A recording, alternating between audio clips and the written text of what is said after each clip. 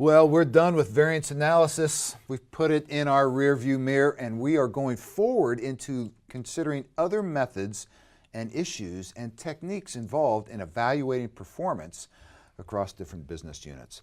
In this lesson, we're going to first talk about business units as segments, and that there are some financial reporting rules that govern how we define a segment of our business. But then we'll break that down to an internal view of what we call responsibility centers. All of these are generically referred to as business units. Across these business units, we often allocate costs. And we're going to introduce this concept of common costs and point out that there's some dangers with common cost allocations, particularly when we're doing performance evaluation. And those common costs get stirred up in that process. But let's talk about segment reporting and talk about FASB and IASB. Financial Accounting Standards Board is the organization that puts forward rules and principles of accounting reporting in the United States, and IASB for largely the rest of the world. Each of them have a set of rules, and they're pretty similar to each other. For FASB, it's ASC 280, Accounting Standards Codification 280, and for the IASB, it's IFRS, International Financial Reporting Standards, IFRS Statement 8. They're both talking about segments and stating that businesses need to report on their business segments in order to provide some additional insight to investors and analysts and other users of these external reports. Now, of course, this is just for public companies.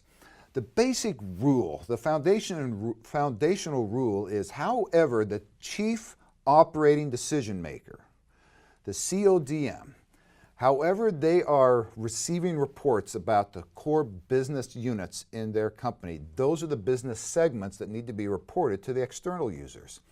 Now that CODM could be the chief executive officer, the chief operating officer, it could be the board of advisors or some executive team, but wherever the core decisions are being made for the whole organization, however business units are being reported to that person or team of people, those are the segments that should be reported in our external financial statements. Now, there are different ways we can organize segments according to these external financial reporting rules. They can be organized in terms of products and services that are provided out there, one product line versus another product line.